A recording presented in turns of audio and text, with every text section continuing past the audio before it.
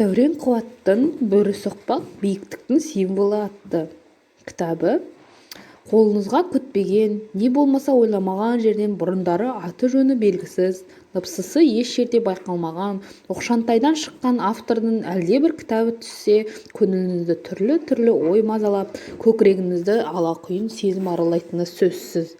Бұл өзі неткен кітап? Беймәлім автордың осы дүниесі шынында да өз жанрына сай әдеби нәрсе ме? Жоқ, әрненің басын шатып, тисе терекке, тимесе бұтаққаның кері ме дегенді тәрізді кермек ойдан санаңызда сапырылысатыны айдан анық. Ал оның есесіне алдыңызда аты-жөні бұрыннан таныс, жазғандары әрқилы газет, журналдарда жарық көрген танымал қаламгердің кітабы жатса, ой әуені де өзгеше құбылып сала береді. Жанарыңызда жарқ етіп таң рауандағандай болады. Кітапқа қуана қол созасыз, оқуға асығасыз. Бөрі соқпақ сол биіктіктің символы. Жазушы Сәукетаевтың соңғы уақытта заманымыздың соқталы кезеңдерін суреттейтін «Қилы тағдыр» атты романдар циклін жазып жүргені көзі қарақты оқырманға қауымға жақсы таныс. «Жел қайық» романы сол циклдің 3-ші кітабы. Яки «Ай қараңғысы», «Бұлағай» романдарының жалғасы. «Жел қайық» көп салалы күрделі роман. Азаттық қарсаңындағы қазақ қоғамының әлеуметтік халі, рухани болмысы, психологиялық кең ауқымды көркемдік қуатпен барынша шынайы суреттелген. Қасірет пен тағдыр өрілген роман. Кітап қолыма тиген бетте оқып шықтым. Шығарманы тапжылмай оқуыма себепкер туған аймағымыздағы таныс алапат барыстың сипаттайтын оқиға себеп болды. Ғұмырымыздың тұтастай 5 сағаты үзіліссіз осы кітапты оқуға арнадым.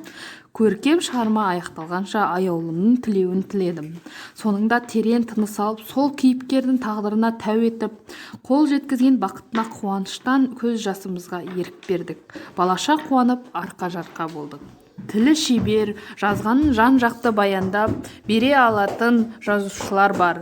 Тілі көркем, оқиғасы эстетикалық бояуды қалың қабақтап тосып, оқырманның оқиғадан аластатып, мезі ететін жазушылар бар. Ал Сәуле Досжан қандай жазушы? Жазушы тілі көркем әрі артық эстетикалық бояудан ада, табиғи әрі шынайы. Осы шынайылық бізді шығармаға қалық бояудан ада, табиғи әрі шынайы. Осы шынайылық бізді шығармаға жіпсіз байлап, кітапты көз алмай оқып, бітіруімізге еркімізден тыс матап тастады. Жазушы Сәуле Досжанның қасірет пен тағдыры көз жасына ерік бергізіп күйзелтеді. Жармағанбетов отамалы. Бұл аңыз көктемде қар еріп, жер жараланшақтанғаннан кейін кенеттен ызғырықтан қайта соғып, боран қақап кеткендегі еріксіз еске түседі.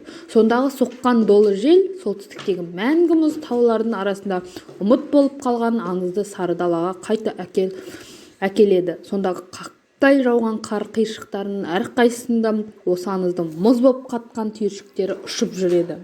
Сол аңыз отамалы деген қойшы жайлы. Сол отамалы тоқтаңдар иттер деп айқайлап құлап түскенде кәрлі боранның омыртқасы күрт сынғандай жерге құлап түсіпті де тұншығып өліпті.